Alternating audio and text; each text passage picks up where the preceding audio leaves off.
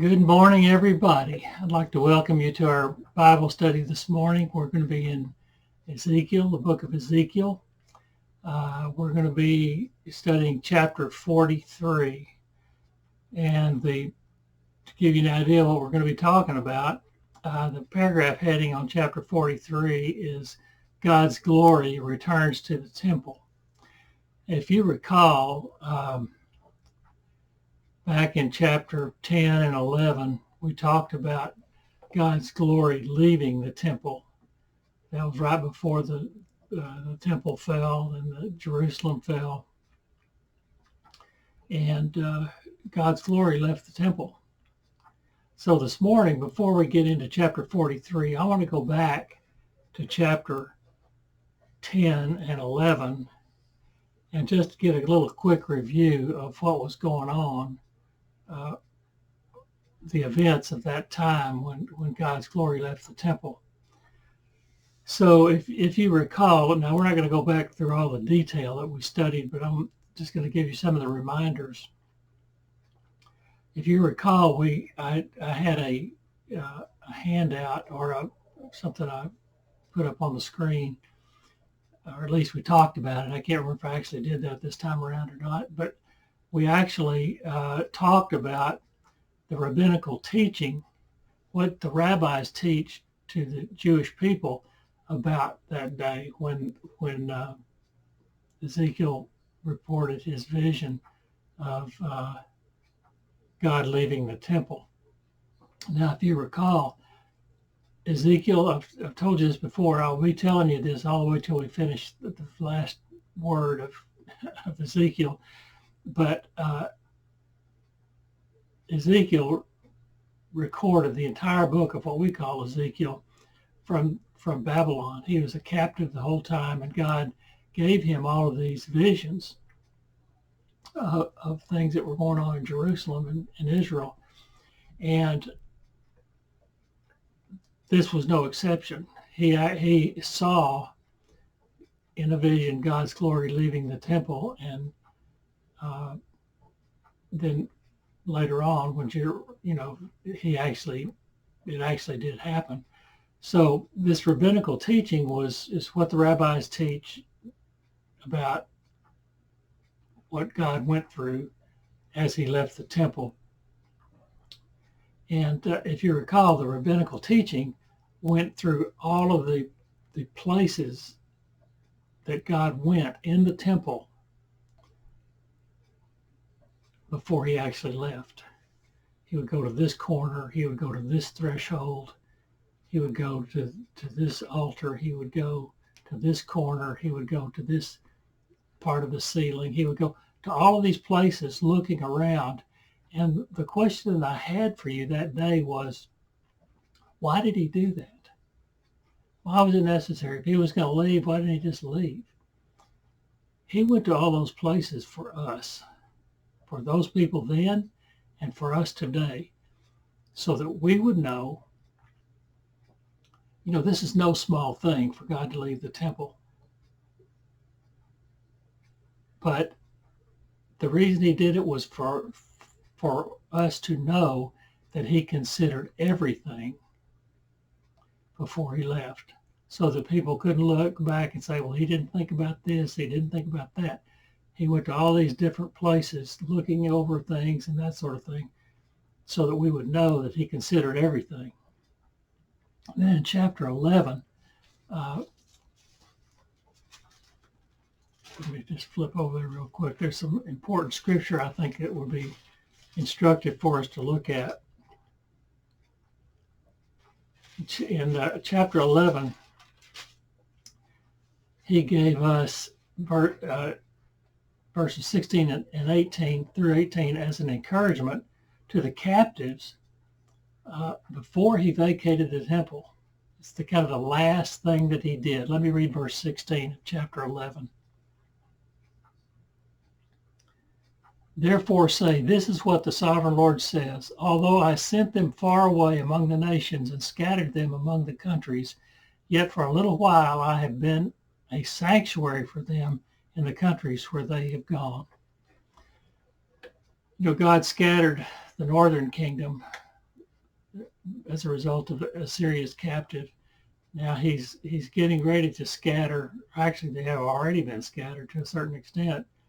The people of Judah and Benjamin living in Judah, he's going to be scattering them as a result of Babylon's captivity of them.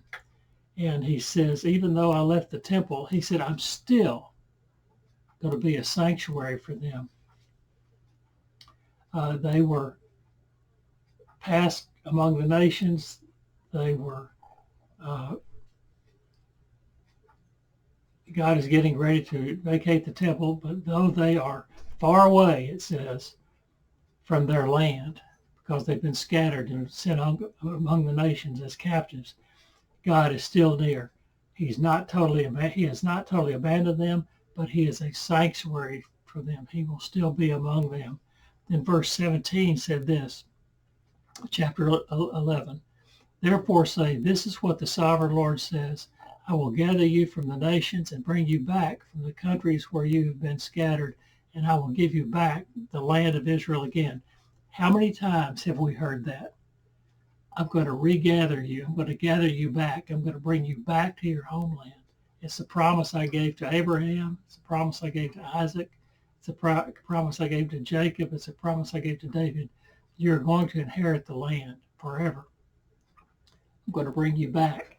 And that's intended to be as an encouragement to them. He says it multiple times in the book of Ezekiel so that they will be encouraged by it. They don't realize it's going to be so long before they get back in there, but nevertheless, it's intended to be an encouragement. In verses 18 to 20, let me read those, chapter 11. We are going to get to chapter 43, believe me. They will return to it and remove all of its vile images and detestable idols. I will give them an undivided heart. Now I want you to hear this. I will give them an undivided heart and put a new spirit in them. I will remove from them their heart of stone and give them a heart of flesh. Then they will follow my decrees and be careful to keep my laws. They will be my people and I will be their God. All right. They will get undivided hearts. That is so important to understand what an undivided heart is, so that you will know what an undivided heart is. I want to go over to, this is what he says, when I bring them back, I'm going to give them new hearts, a new spirit, and that heart is going to be undivided. I want to flip over to Psalm 86. We've studied this, and when we studied it the first time, I was so impressed by it that I've remembered it all this time. So Psalm 86, if I ever get there.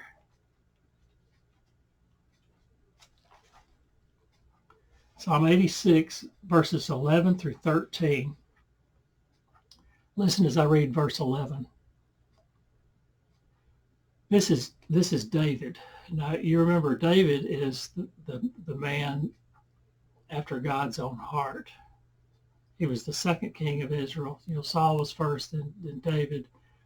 He was close to God, but yet he had a bunch of big sins to his name. Now listen as I read in verse 11, Psalm 86.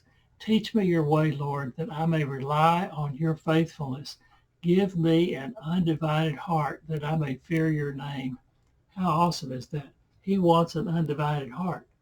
The problem is, for him to ask God to give him an undivided heart means he has a divided heart.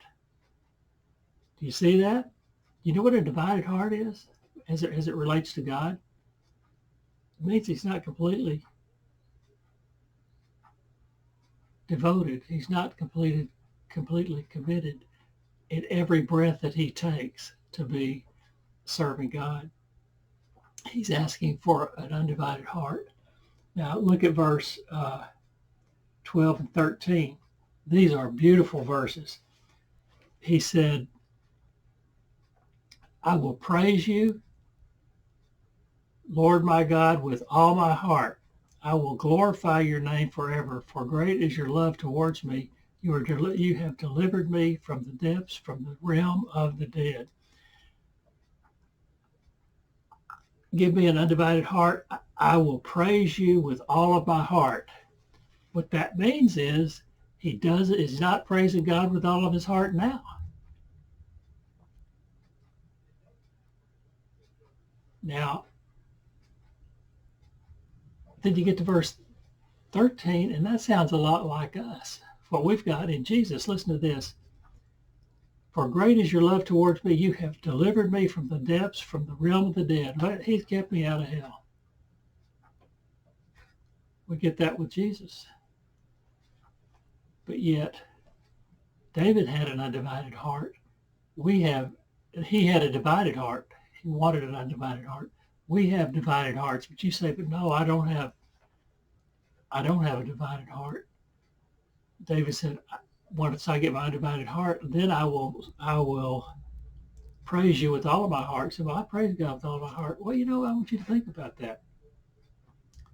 Because you probably don't. We are humans. We have a sinful nature in us that is completely active, completely alive and well. And we have the Holy Spirit that helps us to fight it. Okay? When he gathers his people back, he's going to give them undivided hearts, which means they're going to be able to praise God in perfection. So that's what I want you to realize. When he regathers them, he's not going to be regathering them as a people like the people that left, where they were scattered. When he regathers them, they're going to come in with hearts that are all primed to praise God in perfection. So that's the difference. When they come back, that's what they're coming back as. The same with us. We have Jesus Christ who has saved us from hell. It has saved us from living a life of insignificance and wickedness. But yet we have an active sinful nature. And when we are called into heaven, we're going to have to go with hearts that are capable of perfect worship. Okay? So that's where we are now.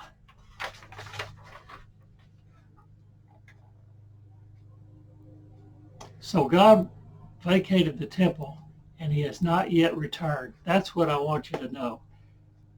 The part in in chapter 10 and 11 has already happened. God vacated the temple. That was a vision that Ezekiel had when he was in Babylon, but it happened while he was in Babylon. Now what we're going to talk about today is chapter 43, and it's going to be a vision of God's glory returning to the temple, but that hasn't happened yet. How do I know that? For one thing, there is no temple for him to return to.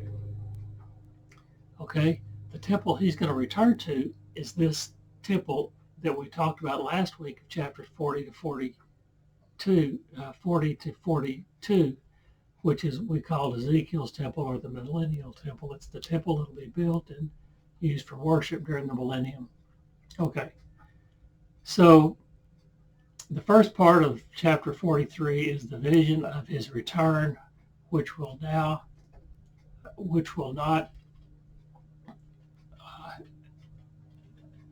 until, like I just said, until the temple of chapter 40 to 42 has been built in the millennial kingdom. All right. So the first part of chapter 43 is about the return of the glory of God to the temple. So let's get right on into it. Let's look at verses 1 and 2, chapter 43. Then the man brought me to the gate facing east, and I saw the glory of God coming from the east. His voice was like the roar of rushing waters, and the land was radiant with his glory. That's a big word, radiant. This is the vision. This man is the same guide that we had last week when he guided Ezekiel through his vision of the temple, what the new temple is going to look like. It's the same one. And Ezekiel sees the glory of God coming from the east, it says, in verse 1. Coming from the east. He saw the glory of coming from the east. He hears God's voice, and it's like the roar of rushing waters, and the land was radiant with his glory. This is his vision. You know, I'm not sure that a non-believer would be able to tell if the land was glowing, but this in his vision, this is what he sees, the radiant land. So there was sight and sound. From the east would be over the Kidron Valley, from the Mount of Olives. And if you recall, Jesus, when he was ascended, he ascended from the Mount of Olives, which was across the Kidron Valley from the temple that was there. That was Solomon's. Actually, it was Zerubbabel's temple. First temple was Solomon's temple. The second temple was Zerubbabel's temple, because Solomon's temple was destroyed by Babylon, and then they were sent back by the Medes and the Persians to rebuild the temple, and it was Zerubbabel who supervised the building of that.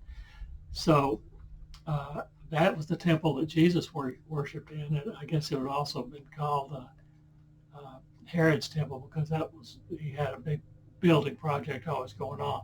But that's the temple that was destroyed in 70 AD, and they have not had a temple since. So when God comes back, he's coming back from the east. He'll come across the Kidron Valley into the east gate of the temple. And it says the word is radiant. The land is radiant. And it's a term that is many times associated with God's favor. Things that radiate, that are radiant.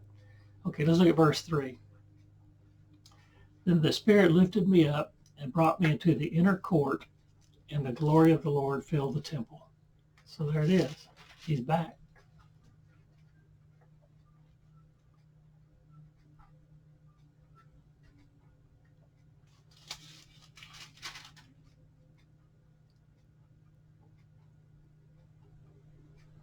It was verse 3. The vision I saw was like the vision I had when he came to destroy the city, and like the visions I had seen by the Kibar River, and I fell face down.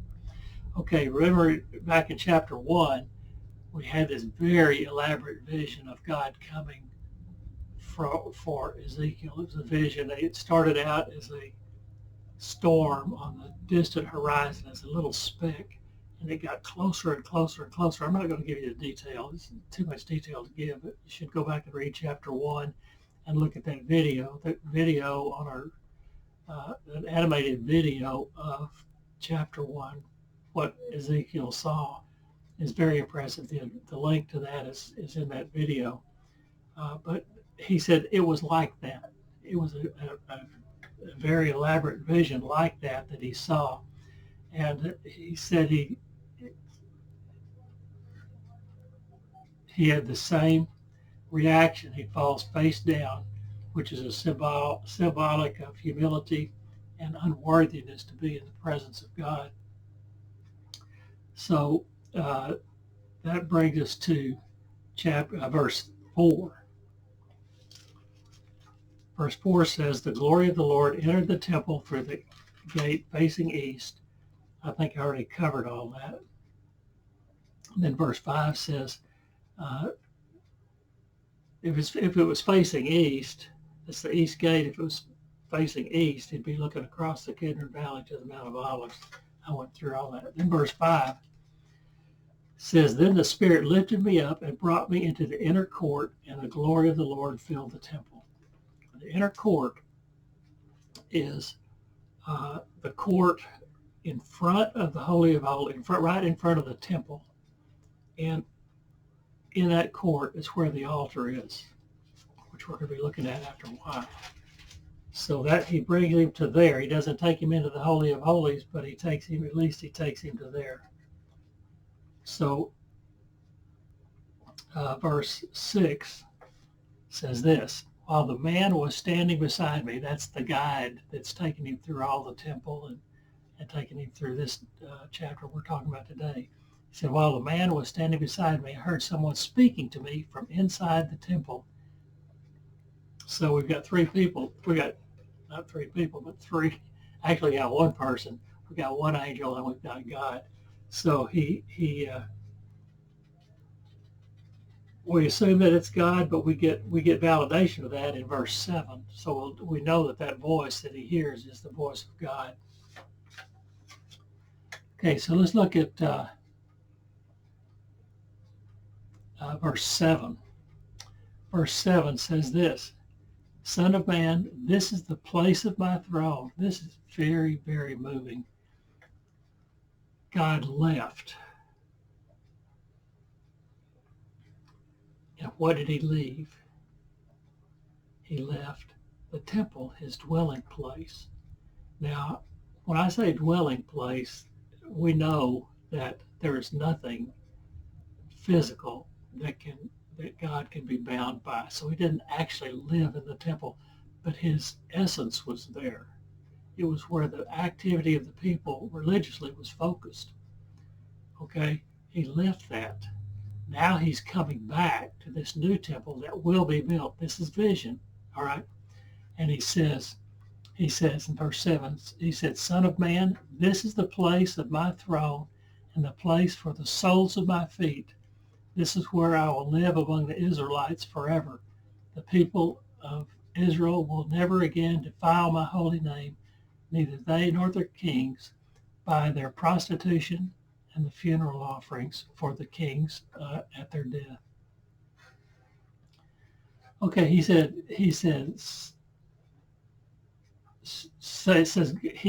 God said, this is, he refers to his feet and his throne. So we know this is God that's speaking.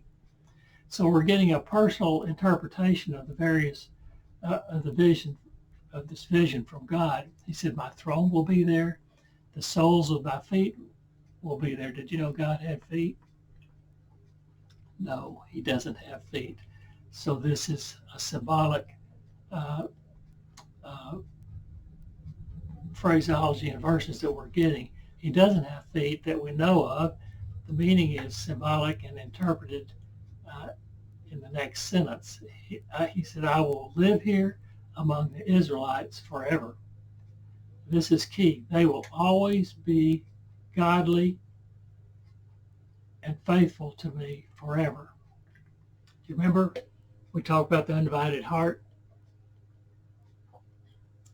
That's what they're going to get. That's how we know they're going to be faithful. They're getting an undivided heart with focus on worship of God. They're going to be able to do it with perfection. It is written here that they will not defile his name ever again. And you recall this defiling of God's name was something that God just, I don't want to say harped on, because harping on something makes it sound negative, but it was something, God's name is important to him because his name is illustrative of his character. And if you defile his name, you are defiling him. And he says they're not going to do that anymore. Okay, that's very important. We've heard up to this point many times about God talking about his name being defiled. We heard it all the way through Hosea when we were talking about the northern kingdom. It's the same thing. They defiled his name. Okay, it brings us to verse 8. Verse 8 says, when they placed their threshold next to my threshold and their doorpost beside my doorpost with only a wall between me and them, they defiled my holy name by their detestable practices. I cannot tell you what that has to do with. The commentaries that I looked at said nothing about that. But we know that it was important to God because he put it in here. So whatever that was, it probably has to do with them defiling the temple, and they set up idols right next to the Holy of Holies, I'm sure is what it's talking about. And I probably could find that if I had more time, but I looked, I just couldn't find it. But that has to be what it's talking about. It has to do with their unfaithfulness in the past. And then verse 9 says, now let them put away from me their prostitution and the funeral offerings for their kings and I will live among them forever. The prostitution, you know what that was? Remember what that was? When we talked about the northern kingdom, and I'm sure it's the same way in the southern kingdom, because they were worse than the northern kingdom. They had adopted pagan practices, pagan worship practices that involved prostitution. Not spiritual prostitution, though spiritual prostitution was a big part of it. It was physically prostitution. It was the sex acts that the men would have with temple prostitutes, with prostitutes that were there for one thing, and that was to have sex in the name of religion. That's what it came down to. So they're not going to do that anymore. They're going to get over that. Then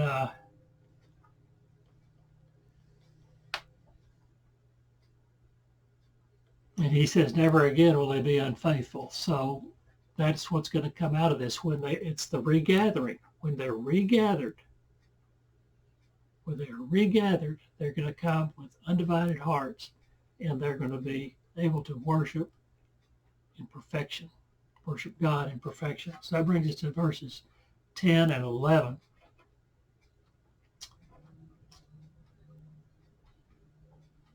You remember verse 4? Let me go back to verse 4 of chapter 40, just so you'll remember, because I did point it out. Made kind of a big deal out of it. Verse 4 said this in verse 40. That was last week when we were studying 40 to 42. Verse 4 says, the man said to me, Son of man, look carefully and listen closely and pay attention to everything I'm going to show you, for that is why you have been brought here. Tell the people of Israel everything you see. Pay attention. Here's where he's going to, right in this chapter, he's going to get the opportunity to write it all down. Okay, so verse 10 and 11 says this, Son of man, describe the temple to the people of Israel. All right, there's where he's getting his marching orders. Describe the temple to the people of Israel, that they may be ashamed of their sins. Let them consider its perfection, and they will be ashamed of all the things they have done. Make known to them the design of the temple, its arrangements, its exits and entrances, its whole design, and all the regulations and laws.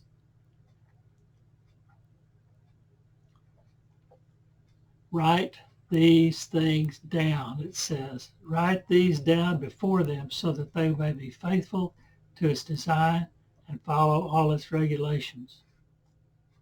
So the temple, they're going to be convicted. They've been regathered. I can't say that enough, because we need to understand that this is a different people when they came back than they were when they were scattered. It's a different people, a different mindset. They're going to have new hearts, and they're going to have undivided hearts, and they're going to have perfect worship in them. And this temple, this new temple, and the God's presence of God and his what do you call them? His regulations and his decrees are actually going to be written on their hearts. They're not going to be written down on paper. And they're going to serve as reminders for them of how they once were, and to not be that way anymore. All right, verse 12 says this. This is the law of the temple. All the surrounding area on top of the mountain will be most holy. Such is the law of the temple. Where is the temple? It's on the top of a mountain. All of that area is going to be most holy. The whole thing, the whole temple complex, that area is going to be,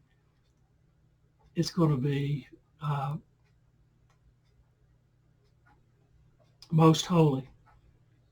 And that's the law of the temple. If you recall, our worship, we talked about last week, our worship of God is always ascending, never descending. It's always moving up.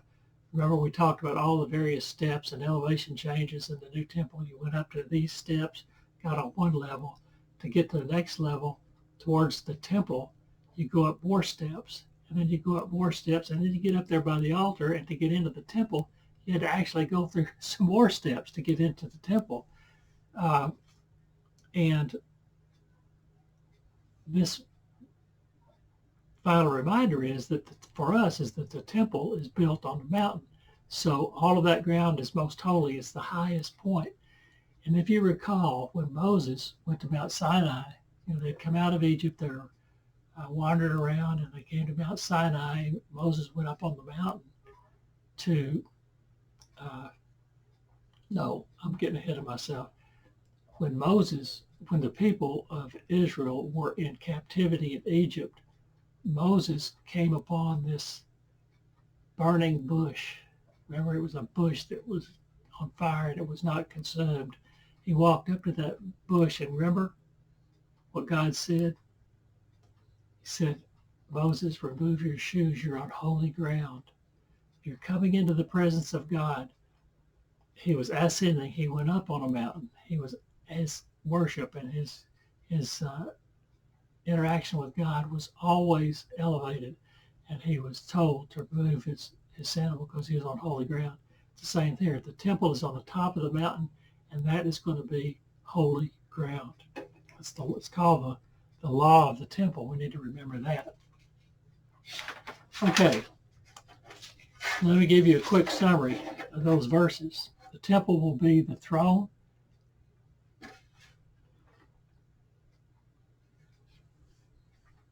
Will be where the throne of God and house of God is located. The Ark of the Covenant is enshrined in the Holy of Holies, was considered to be the throne of God. But guess what? The Holy of Holies, the Ark of the Covenant is not even mentioned in Ezekiel.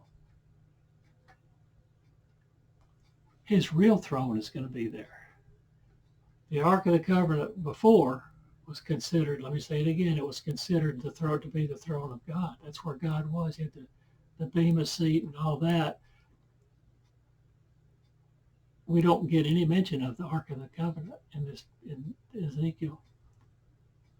He says, my actual throne is going to be there. The temple was a confirmation of God's election of Israel. He chose them as his people. He chose them to be the ones through which he would redeem humanity. You remember who the Messiah is? It's Jesus. What was Jesus' nationality? He was Jewish. The temple was a visible sign of the holiness of God. The temple, I can't tell you enough, the temple was the focus of the people. That's where the activity was. All religious activity happened at the temple. The temple was a visible sign of the holiness of God. Ezekiel saw the temple as a place where God's holiness and his name would again be established, and it would be established forever this time. Of course, they thought it was forever last time. But nevertheless, the temple was a visible witness of God's redemptive love and fulfillment of his promises. The fact that the new temple is going to be there is a fulfillment of his promises. Okay, that's an important thing to remember. He promised he would gather them from the nations and return them to their land. He promised to cleanse them. He promised to give them a new spirit, a new heart, and save them from their uncleanness, which is their sinfulness. The temple was a physical sign of the new covenant.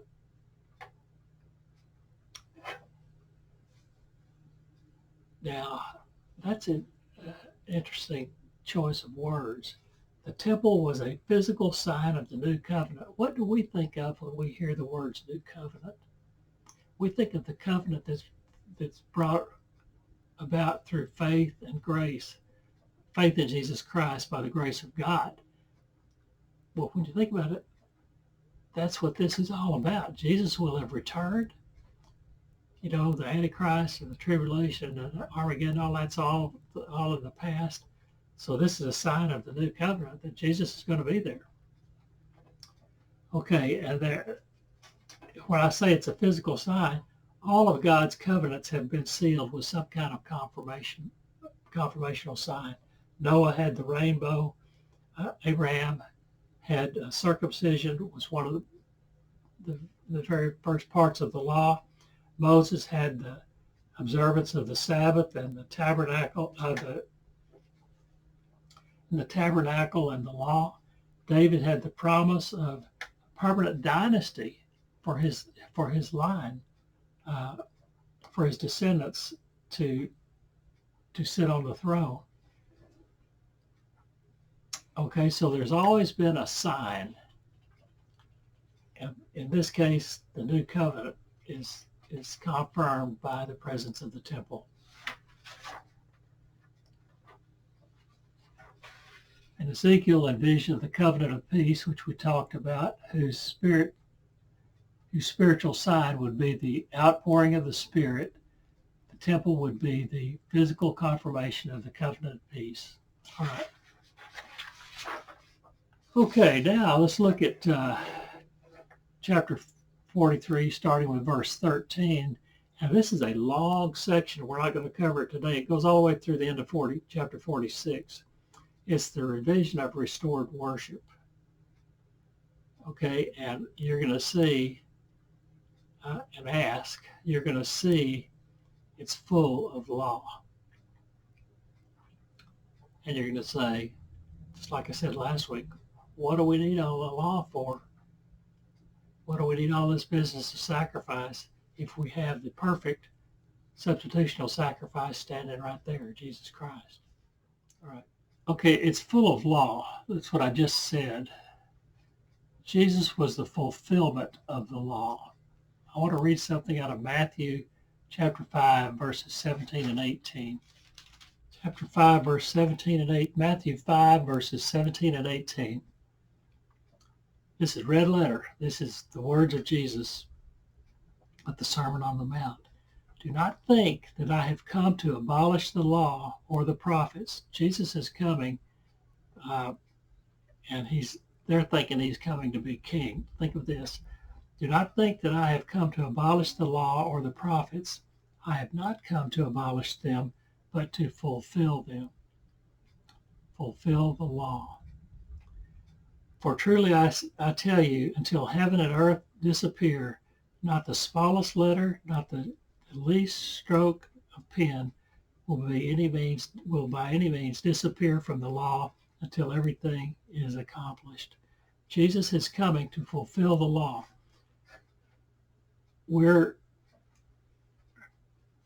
If you recall, he was living water. They had a ceremony. When we studied the Gospel of John, they had all these things. Jesus turned wine into water. There was the talk of the living water. There was a water ceremony that was performed in the temple. There was the vine in the temple, that golden vine, if you recall. There was the Hanukkah it was actually called a Festival of Lights, I think, where they actually walked around with all of these torches, marched around the temple and even outside. And it was a very bright thing. And he said, he is going to be the living water. He said, he is going to be the vine. He said, he is going to be the light of the world. They thought they were the light of the world as Jews. He said, he is going to be the light of the world. He is the ultimate sacrifice. You have all these sacrifices that were performed day in and day out and on very religious holidays and all that stuff. He said, I am going to be the ultimate sacrifice. He has come to fulfill, not to replace, but to fulfill the law. All right? He is, from the Hebrews perspective, Zechariah 10, verses 20 to 23 makes it clear that all nations will worship with the Jew. Remember, there was a time where there will be when a Gentile will be looking, several Gentiles will look for a Jew to lead them to Jerusalem because they know God. I told you last week that I had written on this topic of having law and sacrifice in the temple. Last week I told you that I had written this paper about law and sacrifice in the temple. Why is it needed and what does it mean? There's a video for it. I put the link to it in last week's lesson. In that regard, it says, listen to this. A return to the system of sacrifice. This is out of the New American Commentary.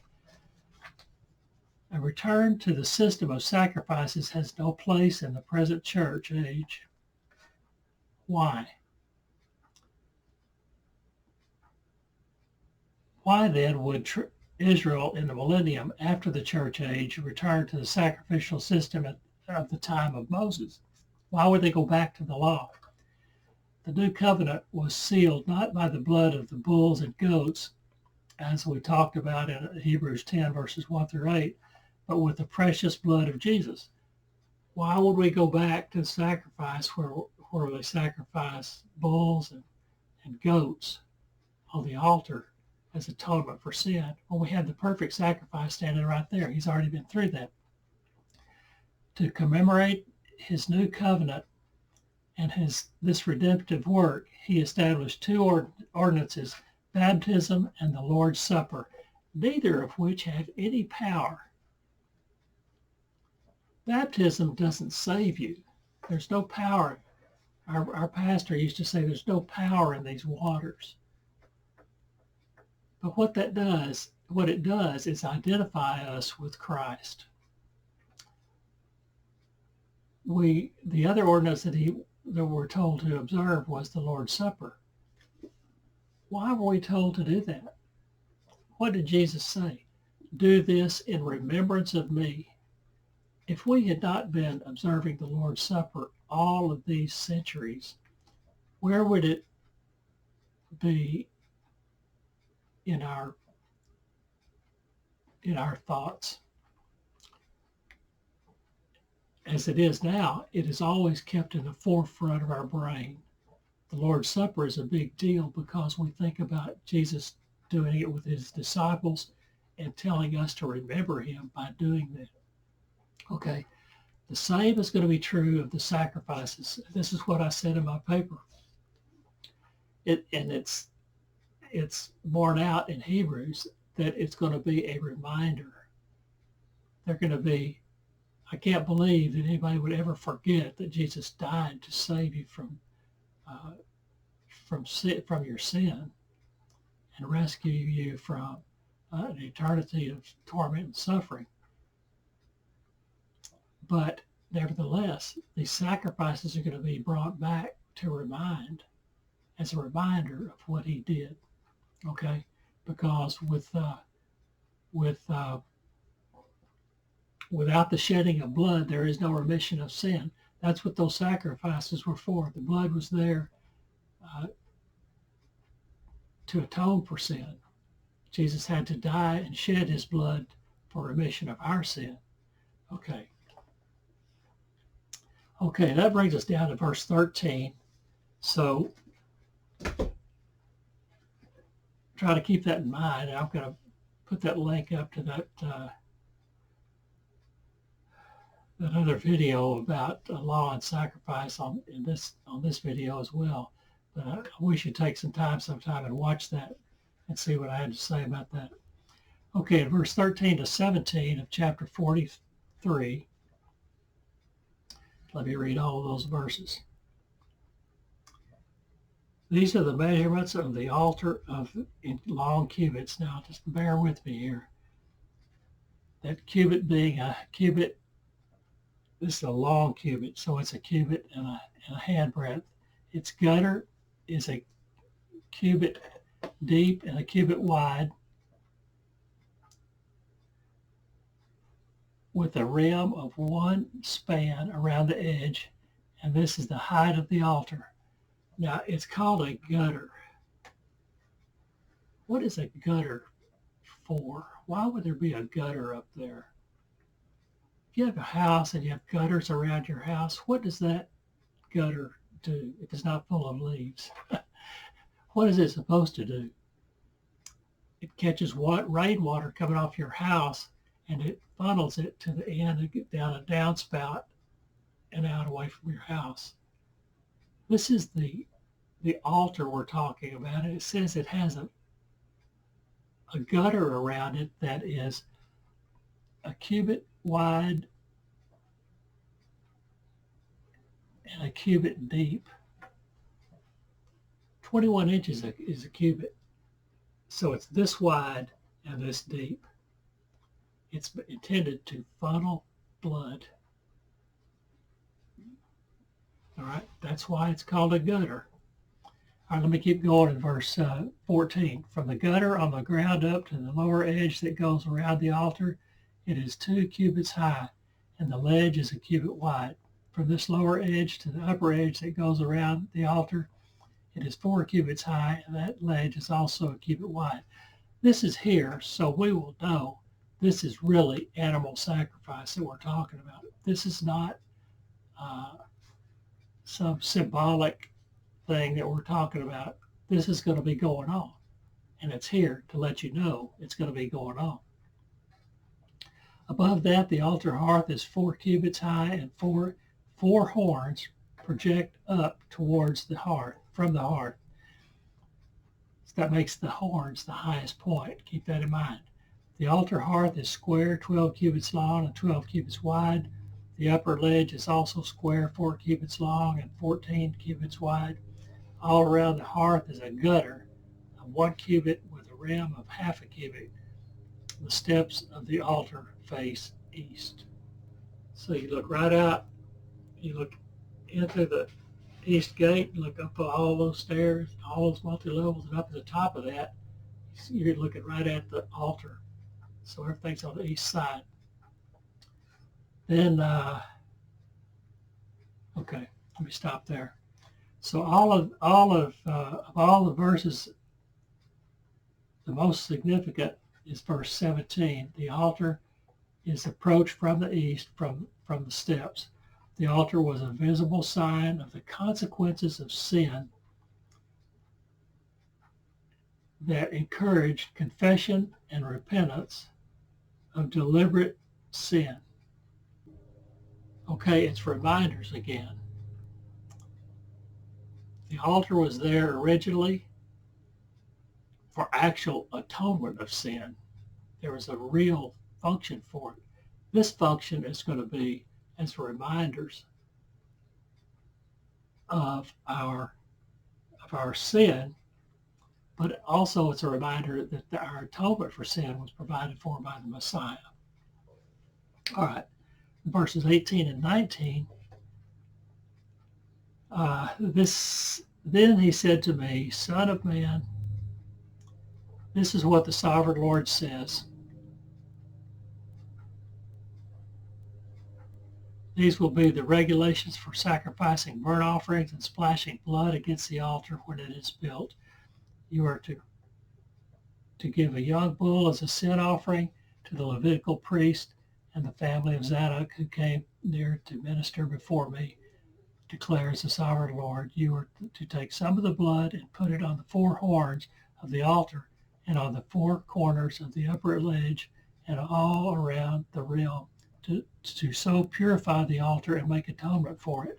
So this blood is still plays a big part of this, and it's to purify.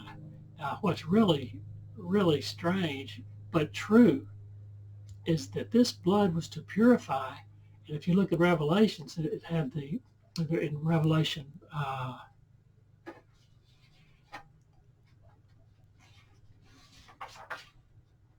7 verse 14, it talked the robes of the martyrs were washed in the blood, and they were white. They were washed in the blood to make them white. It was purification. It's something that is a spiritual value that cannot be understood without the blood of Jesus Christ. Okay, you are to take the blood, see, so on and so forth. So it says, I think I read a lot further than I need to read, but there are 2 purposes for the altar. One is for burnt offerings, and one is to the sprinkling of blood, which was intended to purify. Regarding the consequences of the sin that I mentioned, it's the reminder of that. What is the consequences of sin? In the original temple, the consequences of sin was paid through the death of an animal, a sacrificial animal. For us, the death of a man, unforgiven, unconfessed, unforgiven sin before expressing faith in Jesus Christ is the Bible is clear. It says, for the wages of sin is death. Okay? The altar also presented the grace and love of God, who provided a means of atonement for unintentional sin. That's what a lot of people don't realize. We're responsible for sin, even if it's unintentional. If you break the law, and you say, well, that's not fair. I didn't mean to do it. I didn't know I was doing it. Well, let me remind you, if you stand before a judge for some offense and you say, well, I didn't know. I didn't know I was breaking the law. What does he say? He said, ignorance of the law is no excuse. It has to be atoned for by the state of Texas, the laws of the state of Texas. The same is true here.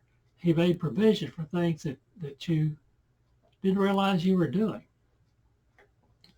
It's called unintentional sin. Okay, the sprinkling of blood was another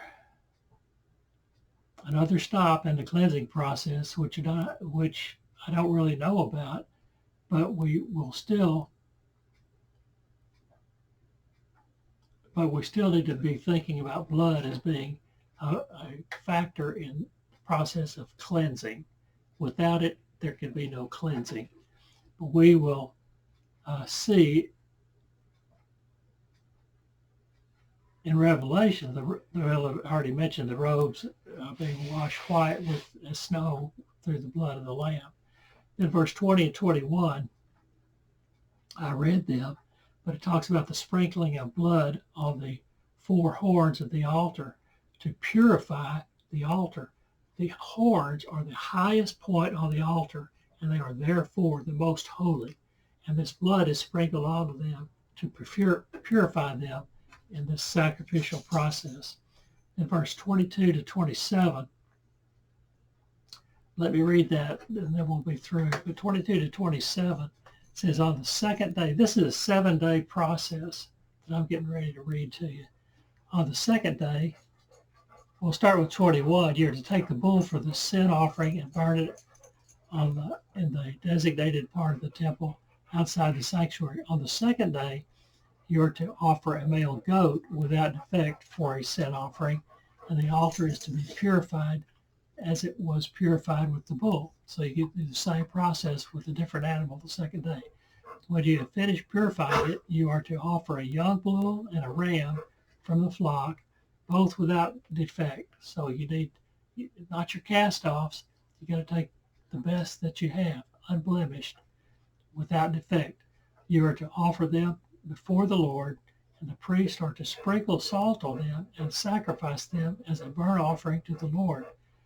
So this is what they went through every day, and sometimes just once a year for various things. But that was for atonement of sin. But it had to be done over and over and over again, because it wouldn't take forever. You had to have continual forgiveness.